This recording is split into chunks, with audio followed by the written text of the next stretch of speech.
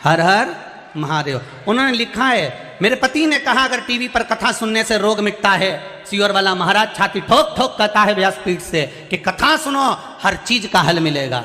तो उन्होंने कहा मैं कथा सुनता हूँ, अगर मेरे दमे की बीमारी और खांसी ठीक हो जाती है तो मान जाऊंगा। इसमें लिखा है एक कथा सुनने के बाद जो आपने पीपल के पत्ते वाला उपाय बताया था वो करा और खांसी और दमा दोनों ठीक हो गया। पत्र में लिखा है उन्होंने, ये पत्र है।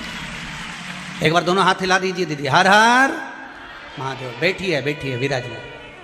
शिव की अगर भक्ति आप विश्वास रखकर, हम तो आप लोगों से भी कर रहे हैं, ये दशहरा मैदान में अगर आप शिव महापुराण की कथा सुन रहे हो, ये भिलाई के इस पावन क्षेत्र में दशहरा मैदान में कथा सुन रहे हो, और जिस कामना को लेकर आप कथा में बैठे हो, 7 दिन की कथा है, जिस कामना को लेकर बैठे हो, जब जब कथा में श्री शिवाय नमस्तुभ्यम मंत्र आए और आपकी कामना आप शिव जी को बताएं, बस जिस कामना से बैठे हो शंकर का अनुमोदन कर कर बैठना।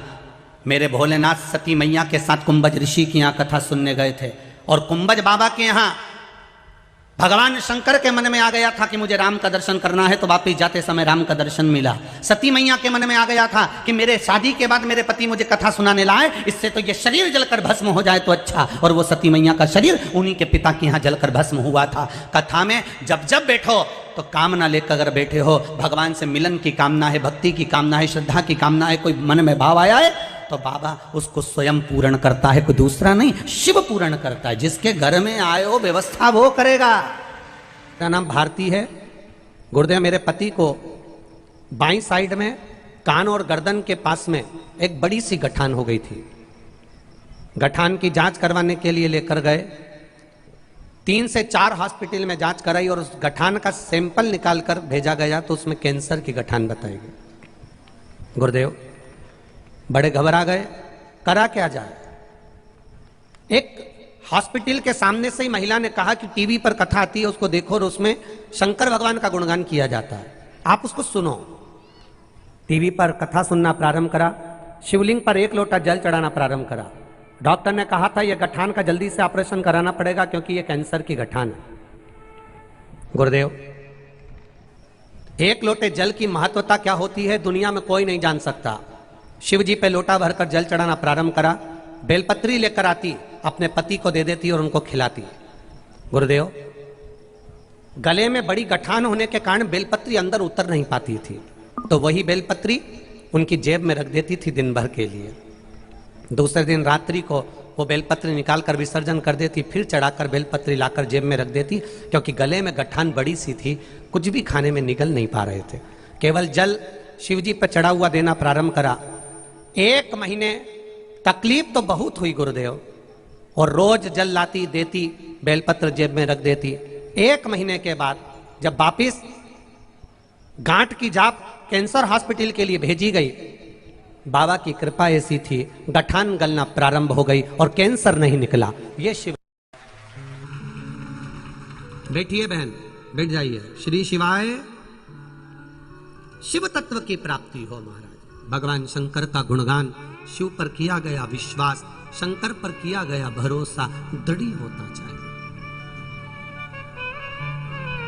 लोग कहेंगे 1 लोटा जल चढ़ाने से क्या होता है, जल पीने से क्या होता है।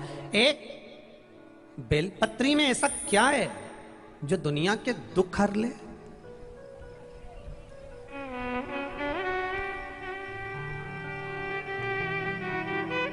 वो माताएं गुनगुनाती है ना, एक बेल पत्र में क्या गुण है, मेरा भोला मगन है। आखिर इस बेलपत्र में है क्या?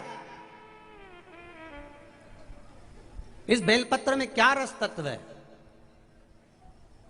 एक वृक्ष पर लगने वाली बेलपत्र शंकर भगवान पर चढ़ने के बाद ऐसी कौन सी औषधि बन जाती है? पर औषधि भी उसी के लिए बनती है, पर औषधि भी उसी के लिए बनती है जिसका कथा पर और महादेव पर विश्वास पक्का हो, भरोसा पक्का।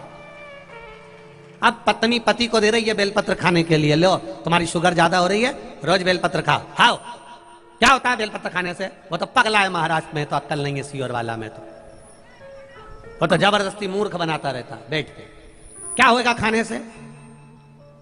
अब पत्नी कह रही है बेलपत्र खाओ, शुगर लेवल में आ जाएगी, बीपी लेवल में आ जाएगा, खाओ तो सही, खाओ तो सही। डॉक्टर कह देगा 50,000 रुपए की जांच करा देगा, 25,000 1 लाख रुपया लगा देगा और 50,000 रुपए लगाकर 5,000 की दवाई खाएगा ना, तब उसको संतुष्टि होगी।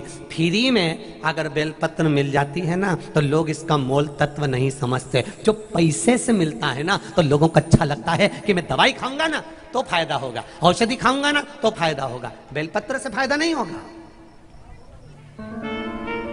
ये लोगों की सोच है, उसकी कीमत नहीं समझ।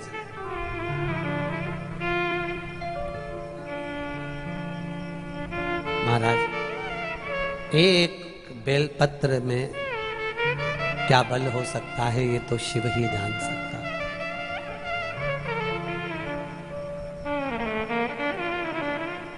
जिसकी शुगर, बीपी, थायराइड, कोलेस्ट्रॉल, जितनी भी आपको तकलीफें हैं शरीर के अंदर, थोड़ा थोड़ा बेलपत्र खाने में तोरा जरूर लग सकता है, किसी किसी की जीवान में छारपन भी आ सकता है, पर अगर आप ऐसे नहीं खा सकते तो शंकर पर चढ़ी हुई बेलपत्र को सुखाकर चूरा बनाकर भी थोड़ी थोड़ी ले सकते हो। कुंदकेश्वर महादेव का नाम लेकर आप धारण कर सकते हो। एक पत्र और है, देखिए। दुनिया में ऐसा कोई समस्या नहीं जिस समस्या का कोई निदान नहीं। हर समस्या का निदान है, पर निदान किसी दूसरे के पास नहीं, निदान केवल मेरे भोले नाथ के पास में है। आपको अगर किसी समस्या का सफल आनंद चाहिए तो शंकर की शरण में जाओ। आपको सीहोर आने की भी जरूरत नहीं है, आपको हमसे मिलने की जरूरत नहीं है, आपको पंडित प्रदीप मिश्रा के पास नहीं आना, आपको किसी बाबा जोगी के पास नहीं जाना, आपको किसी के बेल भभूति लेने नहीं जाना, आपको तो शिव के पास जाना। जो शंकर की वस्तु है उसको स्वीकार करो, बस शंकर की वस्तु को स्वीकारिए।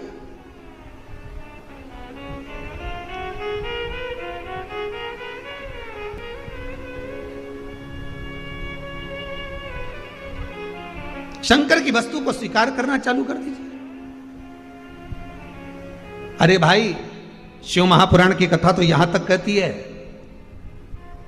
यहां तक वर्णन कर रही है, जिस व्यक्ति की नौकरी नहीं लगती, सर्विस नहीं लगती, हर जगह पर अप्लाई कर रहा है, बार बार इंटरव्यू देने जा रहा है, लगातार उसको अगर सफलता प्राप्ति नहीं हो रही है तो धतूरा ढूंढो। धतूरा कहीं बाजार में नहीं मिलेगा, किसी वृक्ष से धतूरा तोड़ लिया, कुछ मत चढ़ा, तू शंकर जी के मंदिर में जाकर तेरा नाम और गोत्र बोल और शिव जी को धतूरा चढ़ाना चालू कर दे और बाबा से विनती कर, धतूरा चढ़ाना चालू कर। अब धतूरा कोई बहुत कीमती होता है क्या? बहुत पैसे का मिलेगा क्या?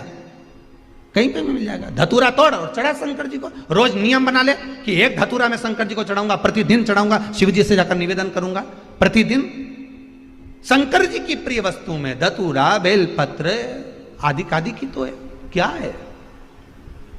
चढ़ा रोज एक धतूरा, फिर वही धतूरा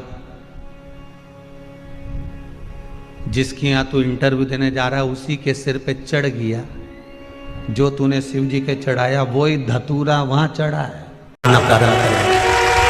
शंकर का कोई मंदिर, चाहे आपकी कॉलोनी का हो, चाहे आपके मोहल्ले का हो, चाहे आपके क्षेत्र का हो, कोई साधारण नहीं है। हम कभी नहीं कहते कि तुम कुबेरेश्वर धाम, आप तो अपने मोहल्ले में जाओ ना, अपने कॉलोनी में, अपने मोहल्ले में, अपनी सोसाइटी में, अपने नगर में जाओ। जिस दिन देव महादेव तुमको इशारा कर कर बुला ले और जिस दिन कह दे कि चल अब तुझे सीहोर चलना है कुबेरेश्वर बाबा की धरा पर, तब आना। ऐसे मत आना जब वो बुलाए तब, जब वो बुलाए तब आ। कोई काशी से आ रहा है, कोई उज्जैनी से आ रहा है, कोई ओमकारेश्वर से आ रहा है तो कोई केदारेश्वर से आ रहा है, कोई बद्रीनाथ से आ रहा है तो कोई नागेश्वर सोमनाथ से आ रहा है। हम उनसे पूछते हैं कि ये बताओ कि वहां पर भी शंभू है और 12 ज्योतिर्लिंग वहां विराजमान है, तो तुम सीहोर कुबेरेश्वर कैसे आ गए? तो कहते हैं हमें तो खुद सोमनाथ जी ने कहा कि वहां चले जा, थोड़ी देर होकर आ जा। ये दिल के भाव हैं लोगों के।